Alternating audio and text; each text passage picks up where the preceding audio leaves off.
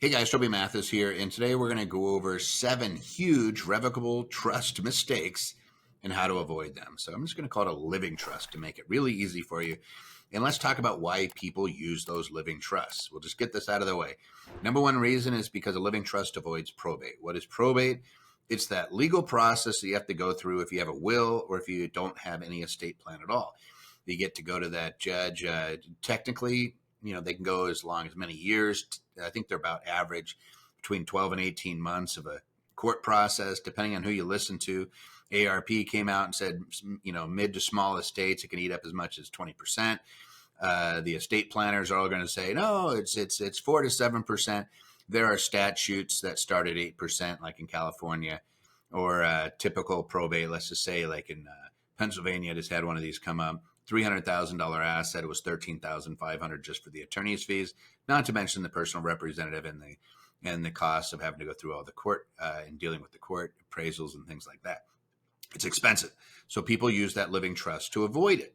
And it's very, very smart to avoid it. There's a second reason why it's really smart, and that is that because you avoided the probate process, you keep your privacy. That probate process is a public record. Anybody can go pull and see what is in that estate. And then, believe it or not, there have been groups that were targeting larger estates that were listed in the probate records for thievery. Right? They were going in there. They had a shopping list of sorts. So if you don't want your stuff in the public record, you don't want to have your estate out there where everybody can see exactly who's getting what and what they're doing with it, then you use a living trust. So they're a great tool for creating privacy. Another reason that we use them is for legacies, because with a living trust, we can actually control our estate from the grave. You cannot do that with a will when you're going through probate, where they're just trying to distribute the assets. If you want to create a legacy where you're making multi-generational wealth available to your grandkids, your great-grandkids, and future generations that you don't even know about yet, that aren't even conceived, then you have to use a trust. And they're a great legacy tool. Rather than just dying and distribute, you can actually be very directive about here's the conditions under which you can get it. Here's ages at which you might be able to get it. Here's tasks that you have to complete in order to get your money. You could put all that in a living trust. You can't do it elsewhere. And those living trusts are a total plan. In other words, it's during our lifetime as well. If I'm not able to make decisions for myself, we need documents that allow someone to step in and help me. Medical decisions, if I'm incapacitated, end of life decisions, I can leave instructions. The living trust, when you create an actual estate plan, the way that we do it here, for example, is we always include all those ancillary documents, which will be one of our topics here when we talk about the 7 huge mistakes. So let's talk about these mistakes that people make. And I'll just start off. Number one is they didn't get an actual living trust. A lot of times people go to the estate planning attorney and they draft a will with what's called a testamentary trust. In other words, the trust does not exist until you're dead, and then it's going to be created during the probate. Why do they do it? Technically, I'm not going to get my brethren, I'm not going to beat up on them, right? But a lot of times it's because that's the way they were trained, and it means that they get to go to court every year and represent that trust. And there's annual trust accounting. Just look at the Michael Jackson case. You're going to see that for years and years and years, for decades and decades, millions of dollars are going to be made by the legal services team and that executor as they go in every year and do an accounting to the court. If you want to avoid that, do that living trust. We call it a living trust because it is effective during your life. They call it inter vivos trust, living trust, whatever the case. It's a revocable trust that you can change at any time, and it's effective during your lifetime. That's why we call them a living trust. So the big mistake that you make is you're getting a testamentary trust rather than a living trust. Make sure that this is a living trust. And then number 2, once you have it, make sure that you fund it. Make sure that your house, your bank accounts, your brokerage, if you have business interests, like if you have an LLC, make sure that you are owning that as a trustee of your living trust and that you're transferring those interests. Most of the time, you're not even retitling things. Like your house, you're going to have to retitle it with the county. Bank account, the bank may just note it. Brokerage account, if you're opening it up, you're still owning it as trustee. So it's still, let's just say it's A.T. Mathis, trustee of the Mathis Family Trust, right? I can do that. My business interest, it's not going to change the K1 or anything like that. It's still going on my tax return because a living trust is not a taxable entity until it becomes irrevocable. which would require your or a spouse's passing away, right? During your lifetime, it is literally like I'll use luggage as an example. Let's say you have a roll along luggage, and you put your stuff in it, and it's really easy to stop and take it out of that roll along luggage. But if you're not able to roll your luggage anymore, something happens to you, somebody else is directed to pick it up and continue to roll it. Everything's still in that nice piece of luggage. That's it, your suitcase. And so they can open it up, and it has instructions. Hey, give the shirt to Mikey, give this over here, whatever, right? It says your instructions. That's what a living trust is. And so you want to make sure that the clothes are in the luggage, not out of the luggage. So imagine that you're going to go on a trip and you get a nice piece of some Toomey luggage, and you open it up and you don't put anything in it. Instead, you carry all your underwear in your arm, right? It doesn't make sense, right? If you're going to set up a living trust, it's a great tool. Make sure that you're actually using it and you're putting your clothes in it. Now, there are different types of clothes that you don't want to. That'll be our big mistake number 3, is do not put assets that have a beneficiary designation.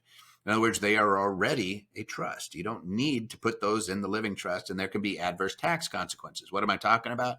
I'm talking about like your IRA. You don't need to put the IRA in a living trust. You can make a living trust a beneficiary, successor beneficiary in the future in case there's nobody else. But generally speaking, you're safe to put individuals or life insurance. I can put an individual, or I could put my living trust. What I don't do is have the ownership of that document or that item in the name of the living trust. It's still me. I'm still like annuities, same thing. I don't want to transfer them into the trust.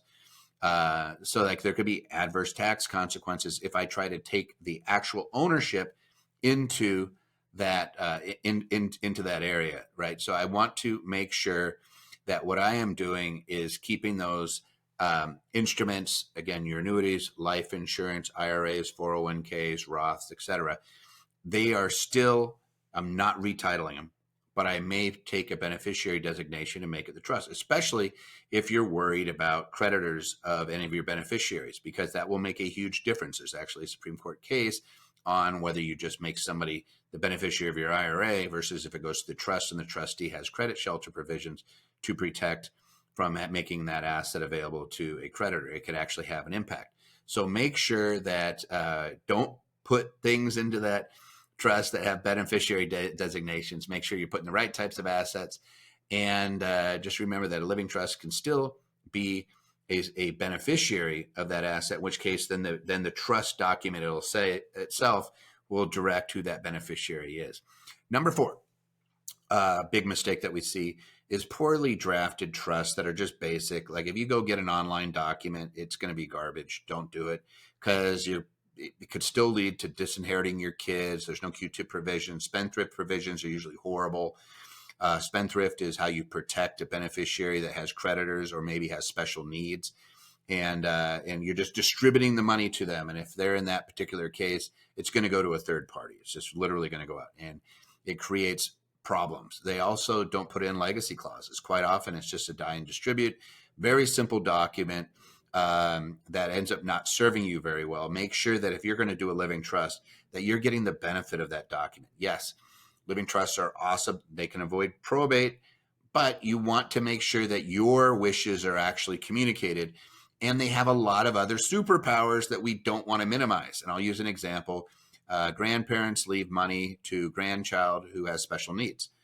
The state, this is actually a case, the state was, in this case, it was Pennsylvania, was providing assistance to that child throughout his lifetime. Grandparents pass away, they leave this inheritance to the child, and the state of Pennsylvania says, great, you owe us all this money because we've been providing all these services to you, and now you have money, so we're going to go ahead and take it. And they took grandma and grandpa's inheritance away from the child. That's because there was no special needs provisions that prevented the trustee from distributing that out. So make sure that you have a good, properly drafted trust. The other example I can give you of where people make a mistake is when it's parents and they have children, especially if you have Brady Bunch families where you have, there's your spouse isn't the biological spouse of a child.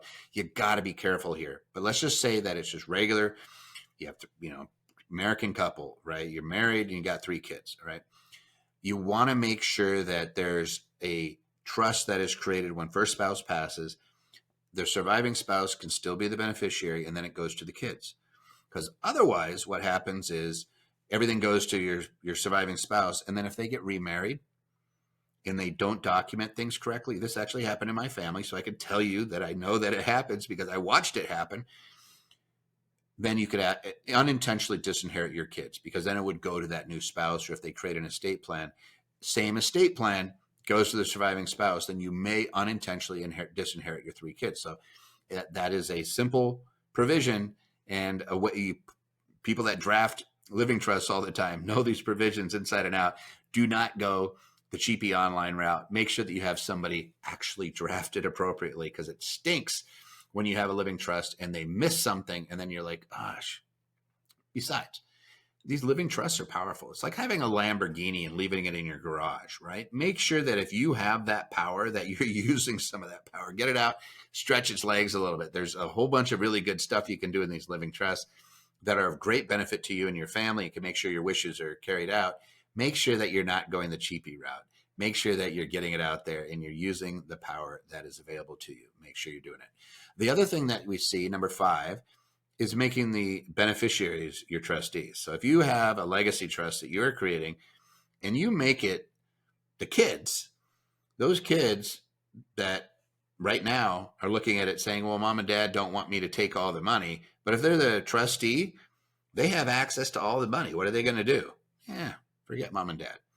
So do not make a situation where you're just leaving, or if you have a beneficiary and you're worried about drugs and alcohol or some of their decision making, and you make them the trustee, you're not going to have the protections that you'd be entitled to underneath that trust to make sure that they don't harm themselves. And by the way, statistically speaking, if you leave a windfall to somebody, they will keep about 16 cents on the dollar. That's it. Ohio State University did a deep dive. There's plenty of studies out there. It just does not last when you give somebody who's not prepared for their wealth a bunch of money. So the solution is to use a third-party trustee or a trusted advisor or family member, or you could put in there a provision that says, hey, the beneficiaries get to choose, but it's got to be a fiduciary. It's going to be a licensed CPA, an attorney, a trust company.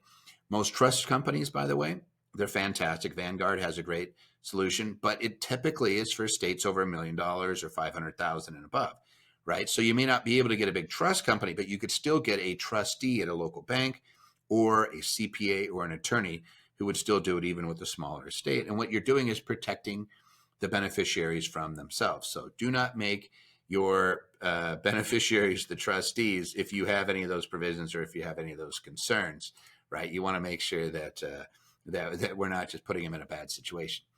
And then also thinking that the next one, 6, is thinking that there's asset protection in a living trust. There is not asset protection in a living trust. It is a revocable instrument that is no different than you during your lifetime. If something happens to you, if you get into a car accident, don't expect that living trust is going to save you anything. It's not an asset protection tool until such time as you pass away, and then it's for the beneficiaries. So for example, if I have a living trust, even if I have my child listed as the sole beneficiary of it, and I pass away, and that child is going through a bankruptcy, a divorce, or whatnot, and somebody is trying to take their assets, I still have spendthrift provisions in that document that say the trustee can withhold those funds. That's when a living trust provides you asset protection. For you individually during your lifetime, no, it's not going to save you anything. You and your spouse, until when somebody passes, there's not asset protection provisions in a living trust. And a lot of people will say, oh, living trust, it's a great asset protection tool. No, it's not. It's for your beneficiaries, it could be, but it is not the replacement for a proper asset protection plan during your lifetime. You might use an irrevocable trust or an LLC or a combination of entities during your lifetime, depending on what your asset makeup is and like what you're investing in. But that living trust is not going to provide you with that asset protection. It doesn't do it. And then number 7, the big mistake is a lot of people think that a living trust is all you need, right? You go in there and you do that one little document. Sometimes they're going to go out and they get it online and they go like, I've got a living trust. I've got my estate plan. No, there's a lot that happens during your lifetime. So you need the power of attorney for financial matters. You need a power of attorney for healthcare. You need to have your HIPAA releases. You need to have your schedule of gifts. You need to have a pour over will. Believe it or not, you still have a will in case you have assets outside of your, again, I use the idea of luggage. So let's say that everything you have is in your luggage, but you left a few things outside, right? There's a few pieces of clothing and maybe some of your toiletries are outside that luggage. What this says is, hey, put it in the luggage, right? So you don't have a whole bunch of beneficiaries going in there and contesting in probate. The living trust is the sole beneficiary. Plus, if you have a properly drafted living trust, it'll say if you contest this document, you're disinherited, right? There's some teeth that come in these things, but you still have that pour over will. We may want to have our, like, if we want burial or cremation or special instructions, we might want to have it in there. If you have minor children, you want to make sure that they're cared for, and you want to make sure you're picking who their guardian is.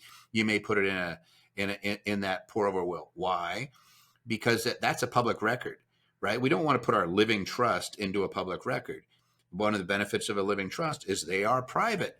So we want to keep it private. We don't want to destroy that privacy by putting in a bunch of guardian provisions and things like that into the trust, where then you have to file it with the court. You can still do it under seal, but it kind of defeats the purpose. Use that pour over will otherwise. And then there's things like a living will, which is your end of life decisions. Do I want extraordinary measures taken? If I'm in a terminal condition, do I just want to have comfort measures taken, or do I want to have heroic measures trying to preserve my life, right?